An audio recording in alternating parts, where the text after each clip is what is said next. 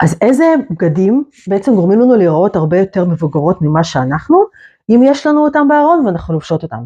אז קודם כל, הראשון זה בעצם החולצות שהן מובנות עם מקרמה בכל מיני מקומות, אוקיי? לא חלק מקרמה. דבר שני, חולצות שיפון עם כמה שכבות, משהו שבדרך כלל נשים מאוד מאוד מבוגרות לובשות, פעם היו לובשים את זה במיוחד לאירועים בצבע שחור. והשלישי זה בעצם הדפסים נורא נורא ישנים, עם פרחים בכל מיני צבעים, הדפסים שהם לא עדכניים. והרביעי והאחרון, אתם מנחשות מה?